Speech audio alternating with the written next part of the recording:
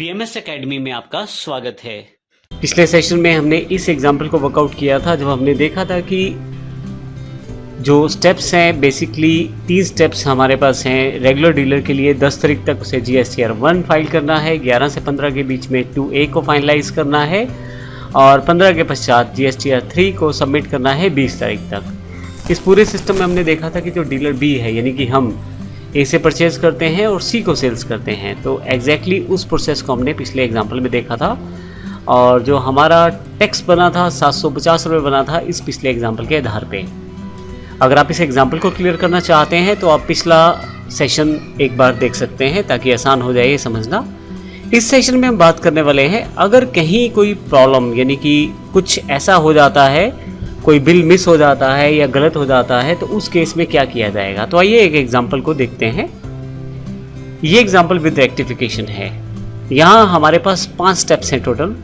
सबसे पहले हम डीलर B हैं, A से माल परचेज कर रहे हैं और C को सेल्स कर रहे हैं। सभी डीलर्स के लिए ज़रूरी है कि 10 तारीख तक GSTR 1 फाइल कर दें। अब यहाँ dealer A, dealer B, dealer C तीनों अपने अपनी GSTR 1 यानी कि सेल्स को फाइल कर देते हैं, सेल्स की समरी सबमिट कर देते हैं गवर्नमेंट के पास।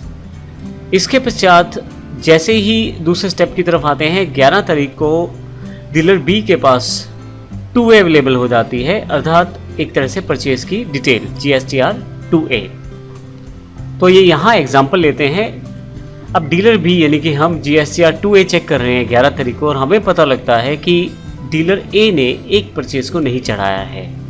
A2 बिल है 30,000 रुपये का, 1500 जो टैक्स हमने उसको पे किया था, यह बिल उसने चढ़ाया ही नहीं है।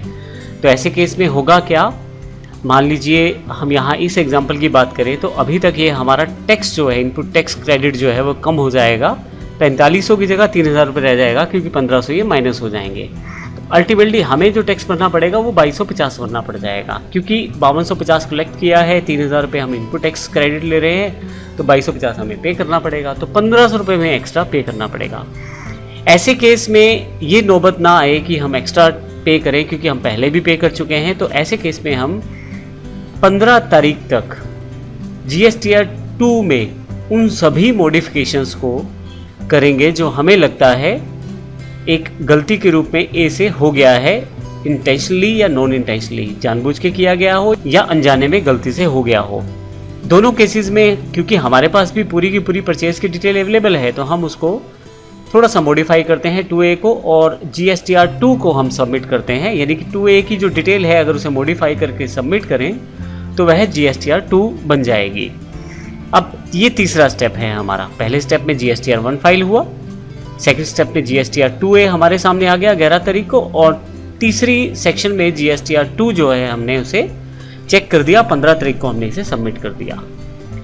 अब यहाँ पे 15 से 17 के बीच जो डीलर A है उस पे यही डिटेल GSTR 1A बनकर जाएगी और उसे ये डिटेल एक्सेप्ट या रिजेक्ट करनी है, अर्थात जो हमने मॉडिफिकेशन किए हैं, जो बिल हमने ऐड किया है उसे एक्सेप्ट या रिजेक्ट करना है। अगर उसने बिल इशू किया है तो उसे एक्सेप्ट करना ही पड़ेगा और अगर वो रिजेक्ट करता है तो गवर्नमेंट की तरफ से भी उसके खिलाफ एक एक्शन लिया जा सकता है, उसका GSTR नंबर तक रिजेक्ट हो सकता है क्योंकि वो ऑलरेडी हमें बिल दे चुका है। अगर आप यहाँ ध्यान दें तो 15 से 17 के बीच अब मुख्यतः डीलर A के पास जो डिटेल पहुँची है वो वही डिटेल है जो GSTR 2 को हमने मॉडिफाई करके वापस किया है, GSTR 1A के रूप में डीलर A के पास पहुँच गई है। अब याद रखने का बड़ा आसान सा तरीका है कि जो A है उसके पास 1 ही रहेगी, GSTR 1 पहले आएगी फिर GSTR 1A आएगी, जबकि B में यही डिटेल 2A के रूप में आएगी फिर 2 के रूप में आएगी। तो फाइनली 4th स्टेप में 15 से 17 के बीच उसने ये सब 1A वाला पूरा डिटेल, हमारा जो परचेज का डिटेल है हमने वापस मॉडिफाई करके भेज दिया है 1A के रूप में, जो कि डीलर A का सेल्स का ही रिकॉर्ड है और 1A में डीलर A को एक्सेप्ट या रिजेक्ट करना है। तो फाइनली वो इसे एक्सेप्ट या रिजेक्ट करेगा, नॉर्मल सर्कमस्टांसिस में एक्सेप्ट करेगा और फाइनली 20th को हमें GSTR 3 सबमिट करना है।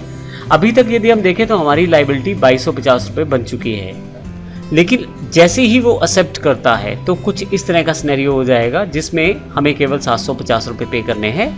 20 तारीख तक हम GSTR 3 को फाइल कर देंगे और हम GSTR 3 का जो पेबल टैक्स है 750 रुपये क्योंकि आउटपुट टैक्स में से इनपुट टैक्स घटा दिया गया है, तो 750 रुपये का डिफरेंस है जो हमारी लाइबिलिटी है और हम उसे पे कर देंगे। तो इस तरह से हम आसानी से अपनी टैक्स लाइबिलिटी को सबमिट कर सकते हैं। तो हमने इन लास्ट 2 सेशंस में, इस वाले सेशन और पिछले सेशन में देखा कि जब भी हम रिटर्न्स फाइल करते हैं तो पहले सिंपल सर्कमस्टांसिस में 3 स्टेप्स के अंदर रिटर्न फाइल हो जाती है, और यदि हम किसी बिल को अमेंडमेंट करते हैं, कुछ मॉडिफिकेशंस रहती हैं, तो वो 3 से 5 स्टेप्स में वो भी रिटर्न जो है फाइल हो जाती है।